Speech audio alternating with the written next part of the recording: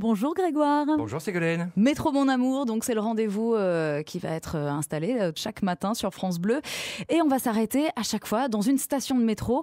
On s'arrête où aujourd'hui, Grégoire? À la station Porte Dauphine. Chouette, alors dites-nous tout. Qui est le terminus de la ligne 2. C'est une des stations qui est située dans le 16e arrondissement et une des plus anciennes stations puisqu'elle a été inaugurée en 1900. Ah, pourquoi? Parce que le métro s'est ouvert en 1900, c'est ça? Oui, parce qu'en fait c'est l'année où Paris accueille la fameuse exposition universelle et donc la ville se doit d'offrir à ses visiteurs des transports en commun modernes. Elle a des particularités, cette station? Oui, alors on peut en citer deux. La première, c'est que c'est une des rares stations qui a gardé sa décoration d'origine parce qu'elle est recouverte de carreaux de faïence plat, de couleur crème. Ce détail, en fait, la distingue de la majorité des autres stations qui sont recouvertes, elles, du fameux carreau blanc biseauté. Mais alors surtout, c'est la seule station qui a conservé pour un de ses accès un véritable monument historique.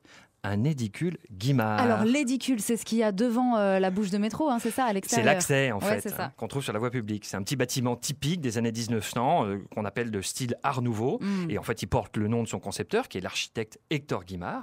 Et au début du XXe siècle, d'ailleurs, les Parisiens surnommeront cette petite construction élégante la libellule. Voilà. Moi, j'adore, je trouve ça très beau, l'architecture Guimard. Et est-ce qu'elle voit passer beaucoup de monde, cette station? Non, pas réellement, parce qu'il y a à peu près 3 millions de passagers. Alors, c'est une station peu fréquentée, mais il y a beaucoup d'étudiants, parce qu'elle dessert notamment l'université Paris-Dauphine, qui est tout à côté.